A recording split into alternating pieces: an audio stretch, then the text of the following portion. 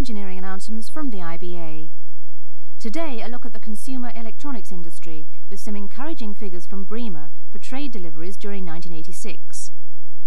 In transmitter news, the latest relays to be equipped with Channel 4, and details of 3 brand new relays in West Sussex, Singleton, in Torbay, Brixham, and in the north of Scotland, Durness.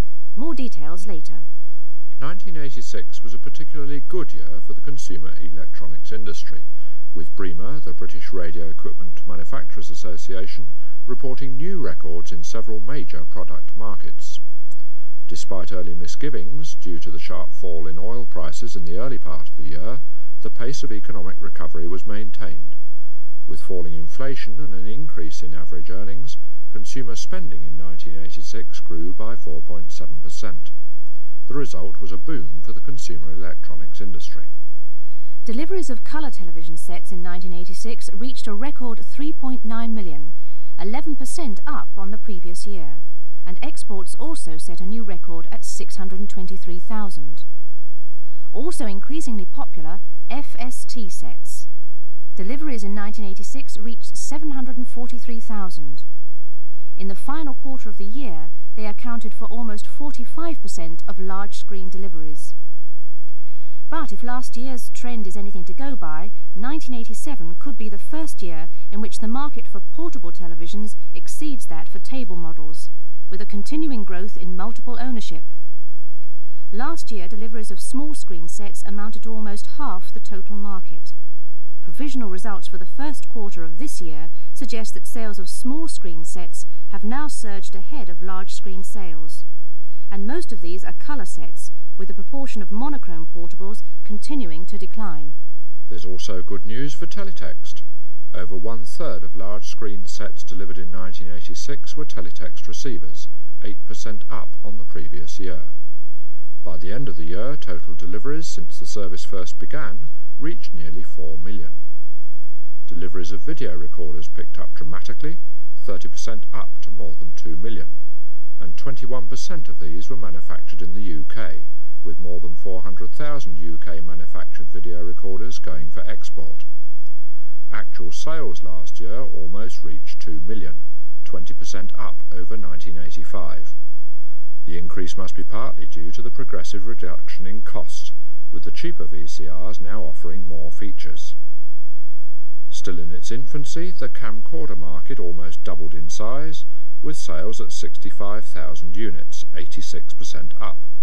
Although still a specialised market, further growth this year seems likely. But the big growth area in 1986 was the compact disc player, with deliveries up by a massive 435%. The market for CD players has grown faster than has ever been achieved by any other part of the consumer electronics industry. The personal stereo continues to be popular, with sales of nearly 3 million, that's up 50%. And the car audio market exceeded 3 million units, with deliveries up 18%. One of the few areas to decline in 1986 was the home computer market, deliveries plummeting by 49% to less than 500,000. Actual sales held up rather better at just over 750,000, but still a drop of 44%. These figures don't reflect the increasing sophistication of current computer products. Rather, they're probably due to the decline in popularity of using home computers for video games. Overall, then, an encouraging year, with Brema reporting that the consumer electronics industry has been responding to changes in the distributive trade by becoming more competitive. Several member companies began major investment programs in expanding their UK production facilities. Let's hope these positive trends continue. Transmitter news now, starting with special announcements. And starting tomorrow in Scotland, aerial maintenance at Rosemarkie. Weather permitting, this means the station could be off for up to 4 hours during tomorrow morning and again on Thursday and Friday mornings. New relays now, and near Chichester in West Sussex, Singleton is now on the air.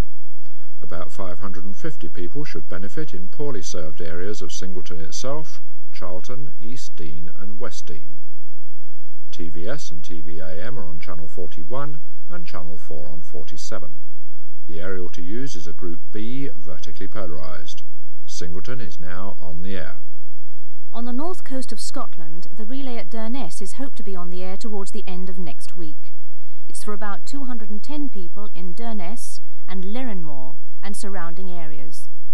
Viewers in Sannabeg and Bel Nabil won't be covered directly, but may benefit by using remote aerial installations.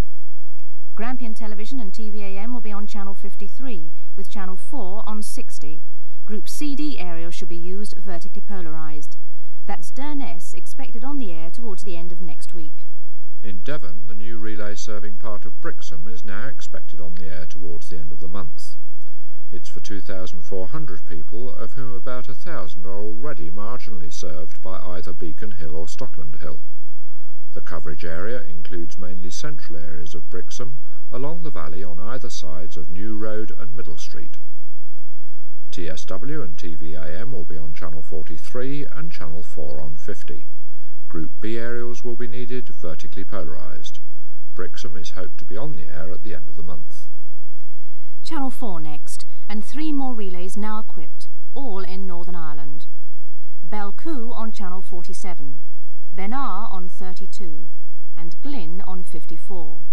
These stations add 1,800 people to Channel 4's coverage. Due later this week, in Norfolk, Creek on Channel 42 and Little Walsingham on 47. In Scotland on the Firth of Clyde, Rothesay Town on 65 and Millport on 54. And in Derbyshire, Ashford in the Water on 29. And that's all for this week. We leave you with our address for any technical queries on independent broadcasting. It's Engineering Information Service, Independent Broadcasting Authority, Crawley Court, Winchester, Hampshire, SO21 2QA. The telephone number is Winchester, that's 0962 822 444.